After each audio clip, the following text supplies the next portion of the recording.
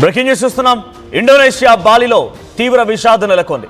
సముద్రంలో 65 మందితో ప్రయాణిస్తున్నటువంటి ఒక నావ మునిగిపోయింది. ఇప్పటికే 2 మరణించారు.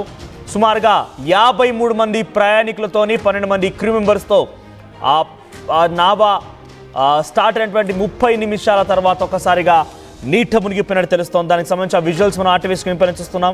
సో ఇది ఒక బిగ్గెస్ట్ హ్యాపెనింగ్గా చూడాలి ఈ మధ్య కాలంలో ఇండోనేషియాలో.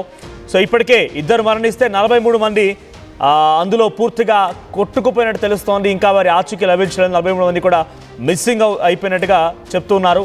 సో 20 మందిని రెస్క్యూ చేశారు. వాళ్ళందరినీ కూడా సముద్రంలోకి వెళ్ళిపోయి అందరినీ కూడా ఒక్కసారిగా బోట్లు ఇతరత్ర సహాయంతో సహాయక సిబ్బంది చేరుకొని వారందరినీ బయటికి తీసే ప్రయత్నం చేశారు. మీరు చూస్తున్నారు ఆర్టీవీ స్క్రీన్ పైన. సో అక్కడ సహాయం చేసిన తర్వాత వారందరినీ కూడా బయటికి తరలించి ఒక ప్రత్యేక బోట్ ద్వారా వారందరినీ బయటికి తరలించినటువంటి ఆ ప్రక్రియ కొనసాగుతోంది. ఆ తర్వాత అక్కడికి పెద్ద ఎత్తున సహాయక సిబ్బంది చేరుకున్నారు. బేసిక్గా ఇండోనేషియా అంటేనే మంచి టూరిస్ట్ స్పాట్. సో వర్షాలు పడుతున్నాయి, కొంత డెఫినెట్గా ఆ టూరిస్ట్ స్పాట్ని ఎంజాయ్ చేయాలని చెప్పి దేశ విదేశాల నుంచి కూడా అక్కడికి వస్తూ ఉంటారు. మీకు అందరికీ తెలిసిందే బాలి చాలా ఫేమస్. అటువంటి ఒక ఐలాండ్ దగ్గర ఒక బోట్ రైడ్ అంటే ఎలా ఉంటుందో అర్థం చేసుకోండి. అటువంటి ఎగ్జైట్మెంట్ అమ్యూజ్మెంట్ని ఎంజాయ్ చేసేందుకు ఇక్కడ వచ్చిన వారందరూ కూడా ఒక్కసారిగా ఈ అనుకోని సంఘటనలో దుర్మరణం పాలయ్యారు. సుమారుగా 53 మంది ప్యాసింజర్లు, 12 మంది క్రూ మెంబర్స్, ఓవరాల్గా 65 మందితో ఆ బోట్ స్టార్ట్ అయింది. అయితే స్టార్ట్ అయినటువంటి చాలా తక్కువ సమయంలోనే ఆ బోట్ కూడా ఈస్ట్ జావా కెటాపాంగ్ పోర్ట్ నుంచి ఈస్ట్ జావాలోని కెటాపాంగ్ పోర్ట్ నుంచి ఇటు బాలి వైపుగా వస్తోంది. అయితే స్టార్ట్ అయినటువంటి 30 నిమిషాల్లోనే ఒక్కసారిగా అక్కడ కొంత సాంకేతిక సమస్య తలెత్తి బోట్ మొత్తం కూడా నీట మునిగిపోయినట్టు తెలుస్తోంది. పూర్తిగా సింక్ అయిపోయింది. అంటే ఉన్న పలంగా ఒక్కసారిగా నీట మునిగిపోయింది. సో ఆ బోట్లో ఆ సమయానికి 53 మంది ప్యాసింజర్లు ఉన్నారు, 12 మంది క్రూ మెంబర్స్ ఉన్నారు. దాంట్లో 22 వెహికల్స్ కూడా తెలుస్తోంది. 22 వెహికల్స్ కూడా ఉన్నాయట. అంటే జనరల్గా మనం కొన్ని సినిమాలు కూడా చూస్తూ ఉంటాం. చాలా పెద్ద ఎత్తున ఉన్నటువంటి ఆ బోట్లో వెహికల్స్ కూడా పెట్టుకొని అటువైపుగా వచ్చిన తర్వాత మనం లోకల్ స్పాట్ సీయింగ్ కోసం కూడా అక్కడటువంటి సైట్ వ్యూయింగ్ మొత్తం కూడా ఎంజాయ్ చేయడం కోసం వెహికల్స్ కూడా తీసుకొస్తూ ఉంటారు. అలా 22 వెహికల్స్ కూడా ఉన్నాయట. దాంట్లో సెవరల్ ట్రక్స్ కూడా ఉన్నాయట. సో ఇప్పటివరకు అయితే 2 మృతదేహాలను వెలికి తీశారు. 20 మందిని రెస్క్యూ చేయగలిగారు. ఇంకా చాలా మంది మిగిలినటువంటి సుమారుగా 22 మంది మాత్రమే 20 మందిని సేఫ్గా తరలిస్తే ఒక 2 చనిపోయినట్టుగా ధృవీకరించారంటే 22 మంది మాత్రమే బయటపడగలిగారు. మిగిలిన వారంతా కూడా ఇంకా అక్కడే చిక్కుకుపోయి ఉన్నారు. ఇంకా 42 మంది అక్కడే చిక్కుకుపోయి ఉన్నారు. 43 మంది ఇంకా అక్కడే చిక్కుకొని ఉన్నారు. వారు ఎలా ఉన్నారు ఏంటి ఇంకా అర్థం కావడం లేదు. సో డెఫినెట్గా సేఫ్టీ జాకెట్స్ వేసుకొని ఉంటారు. బహుశా డెఫినెట్గా మనం బోట్ల ప్రయాణం అంటే తప్పనిసరిగా సేఫ్ జాకెట్స్ ఇస్తూనే ఉంటారు. కానీ ఆ సేఫ్ జాకెట్స్ ఎంత మేర వాళ్ళు రక్షించగలుగుతాయి, ఎంత మేర వారు కాపాడుకోగలుగుతారు? ప్రస్తుతానికైతే రెస్క్యూ ఆపరేషన్స్ నేపథ్యంలో కొన్ని 10ల సంఖ్యలో బోట్లు అక్కడికి చేరుకున్నాయి. సో అక్కడికి చేరుకొని పెద్ద ఎత్తున ఆ బోట్ల సహాయంతో మొత్తం కలే తిరుగుతూ సముద్రం అంతా జల్లెడ పడుతూ ఉన్నారు. కానీ ప్రస్తుతానికైతే ఎటువంటి అప్డేట్ లేదు. బుధవారం రాత్రి జరిగింది ఈ సంఘటన. బుధవారం రాత్రి అంటే మనకు రాత్రి సమయంలో ఆ సంఘటన చోటు చేసుకుంది. వెంటనే అక్కడికి సహాయక సిబ్బంది చేరుకున్నారు. ప్రత్యేక బోట్ల ద్వారా అక్కడి వరకు వెళ్ళగలిగారు. కానీ అక్కడ ఎటువంటి ఉపయోగం లేకుండా పోయింది. చూడండి, ఇక్కడ రెస్క్యూ ఆపరేషన్ సంబంధించి కూడా ఆ విజువల్స్ మనం చూస్తూ ఉన్నాం. సో అక్కడ ఒక్కసారిగా అలలు ఎగిసి పడుతూ ఉన్నాయి. ఆ బోట్ పూర్తిగా మునిగిపోయింది. అందులో ప్రయాణికులు ఏమైపోయారు తెలియడం లేదు. సహాయక సిబ్బంది అక్కడ చేరుకొని బోట్లతో పూర్తిగా సముద్రం మొత్తాన్ని జల్లెడ పడుతూ ఉన్నారు. ఇప్పటివరకైతే కేవలం 2 మృతదేహాలను వెలికి తీయగలిగారు. 20 మందిని సురక్షితంగా కాపాడగలిగారు. ఆ మిగిలినటువంటి 43 మంది సంగతే ఇంకా తెలియడం లేదు. దాంట్లో క్రూ మెంబర్స్ ఉన్నారు, చాలా వరకు ట్రక్స్ ఉన్నాయి, వెహికల్స్ ఉన్నాయి. ఇవన్నీ పూర్తిగా ఆ సముద్రంలో మునిగిపోయాయి. ఒకసారి ఆ లైవ్ విజువల్స్ చూద్దాం.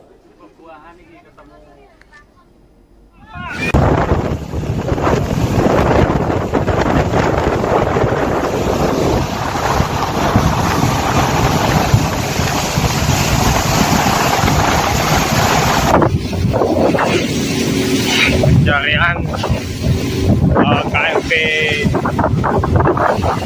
bukan nama yang tenggelam di perairan Selat Bali sampai saat ini.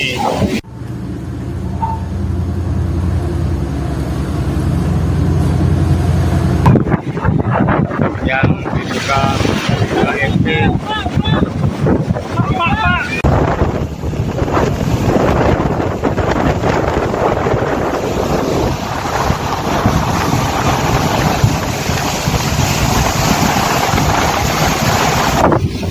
melayani penyeberangan di Pelabuhan Ketapang Banyuwangi ke Pelabuhan Gilimanuk Bali itu mengangkut total 65 orang. Terdiri dari 53 penumpang dan 12 kru kapal, serta membawa 22 yang melayani penyeberangan di Pelabuhan Ketapang Banyuwangi ke Pelabuhan Gilimanuk Bali itu mengangkut total 65 orang. ఇండోనేషియాలో ఉన్నటువంటి 17,000 దీవుల మధ్యలో అంటే islands మధ్యలో నుంచి నిత్యం కొన్ని కోట్లాది మంది ప్రయాణికులు ప్రయాణిస్తూ ఉంటారు. ఇక్కడ మీరు చూస్తున్నారు, ఒకసారి మ్యాప్ ప్లే చేయండి పీసీఆర్. సో మ్యాప్లో మీరు గమనించండి, ఆ 17,000 దీవుల్లో నుంచి ప్రస్తుతం ఇక్కడ మనం గమనిస్తే సియాల్ట్ బెయిల్ అంటే బాలి దగ్గర ఉన్నటువంటి ఆ ప్రాంతంలో ఒక్కసారిగా వస్తున్న సమయంలోనే ఆ షిప్ పూర్తిగా నీట మునిగిపోయింది. దాని తాలూకా మ్యాప్ని ఇక్కడ మీరు ఆర్టీవీ స్క్రీన్ పైన చూస్తున్నారు. సో 30 నిమిషాల తర్వాత, అది ప్రయాణం స్టార్ట్ చేసినటువంటి 30 నిమిషాల తర్వాత ఈ ప్రమాదం చోటు చేసుకుంది. అది ప్రయాణం కూడా కెటపాంగ్, ఈస్ట్ జావాస్ కెటపాంగ్ ప్రాంతం నుంచి ఆ ప్రయాణం స్టార్ట్ అయింది. ప్రయాణం స్టార్ట్ అయిన ఇక్కడ ఎక్కడైతే మీరు రెడ్ కలర్ ఆ సింబల్ చూస్తున్నారో అక్కడే ఎగ్జాక్ట్గా ఆ సముద్ర మధ్యలోనే ఆ షిప్ నీట మునిగిపోయింది.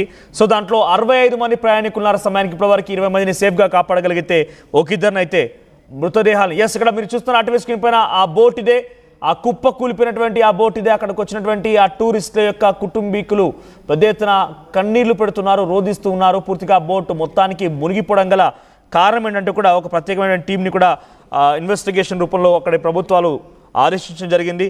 సో 2018లో కూడా ఈ రకంగానే ఒక బోట్ మునిగిపోయింది. తోబా ప్రాంతంలో ఈ ఘటన జరిగింది, లేక్ తోబా దగ్గర. సో అప్పుడు 150 మంది ప్రయాణికులు దాంట్లో ఉండగా వారంతా కూడా ఒక్కసారిగా అంటే వివిధ దేశాల నుంచి టూరిజం కోసం వచ్చినటువంటి 150 మంది కూడా ఆ ఘటనలో దుర్మరణం పాలయ్యారు. ఆ బోట్ మునిగిపోవడంతో ఆ సముద్రంలో మునిగిపోయి చనిపోయారు.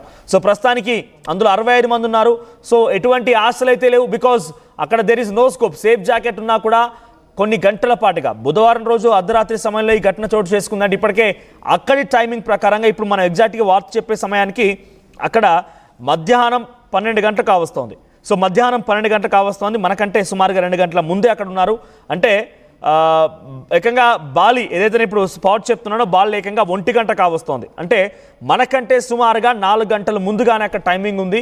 ఇది అర్ధరాత్రి సమయంలో చోటు చేసుకున్నట్టు ఇప్పుడు అక్కడ సహాయక చర్యలు కొనసాగుతూ ఉన్నాయి. లేటెస్ట్గా ఆ విజువల్స్ మీరు ఆర్టీవీ స్క్రీన్ పైన చూస్తున్నారు, సహాయక చర్యలకు సంబంధించినటువంటి ఆ దృశ్యాలని. సో అర్ధరాత్రి సమయంలో జరిగిందని అంటే అప్పటి నుంచి ఇప్పటివరకు ఇంకా సహాయక చర్యలు కొనసాగుతున్నాయి. కేవలం 2 మృతదేహాలను వెలికి తీయగలిగారు. ఇంకా సుమారుగా 43 మంది ఇంకా అక్కడే ఉండిపోయారు. వారంతా ఎలా ఉన్నారు ఏంటనేది మాత్రం కాస్త ఆందోళనకరంగానే ఉంది. సో ఏదేమైనా కూడా ఈ ఘటన పైన పెద్ద ఎత్తున కొంత దిగ్భ్రాంతి వ్యక్తం చేస్తున్నారు అక్కడ ఇండోనేషియా ప్రభుత్వానికి సంబంధించినటువంటి పెద్దలు. బికాస్ ఒక బిగ్గెస్ట్ హ్యాపెనింగ్గా ఉంది ఈ మధ్యకాలంలో ఇటువంటి ఘటన ఎప్పుడు జరగలేదు. 2018లో ఘటన జరిగింది, అప్పుడు 150 మంది మరణిస్తే ఇప్పుడు ఈ ఘటనలో సుమారుగా ఇప్పటికే 2 మరణించారు. 20 మందిని కాపాడగలిగినప్పటికీ 43 మంది ఇంకా మిస్సింగ్లోనే ఉన్నారు. దీనికి సంబంధించి మరిన్ని అప్డేట్స్తో మా ప్రతినిధి రైట్ ఒకసారిగా మనం ఈ ఘటనకు సంబంధించి ఆ విజువల్స్ చూస్తున్నాం కదా, చూడండి. అక్కడ సపరేట్గా ఒక సహాయక బృందం సుమారుగా 10 బోట్లతో అక్కడికి చేరుకుందట. 10 బోట్స్తో అక్కడికి చేరుకొని పూర్తిగా జల్లెడపడుతున్నారు. సముద్రం మొత్తాన్ని కూడా జల్లెడపడుతున్నారు. అక్కడ ఏం జరిగింది, ఎలా జరిగిందని కూడా వాళ్ళంతా అన్వేషిస్తున్నారు. ఎగ్జాక్ట్గా అక్కడి సమయం ప్రకారంగా, అక్కడి టైమింగ్ ప్రకారంగా బుధవారం రోజున రాత్రి అంటే బుధవారం రోజున ఇన్ ది సెన్స్ మంగళవారం రోజు రాత్రి బుధవారం రోజున తెల్లవారుజామున 15:35 అంటే 3:35 సమయానికి ఈ ప్రమాదం చోటు చేసుకుంది. సో అంటే ఈ రోజున గురువారం రోజు తెల్లవారుజామున 3:35 సమయానికి ఈ ఘటన చోటు చేసుకుంది. బుధవారం రోజు రాత్రి, గురువారం తెల్లవారుజామున ఈ సంఘటన చోటు చేసుకుంది.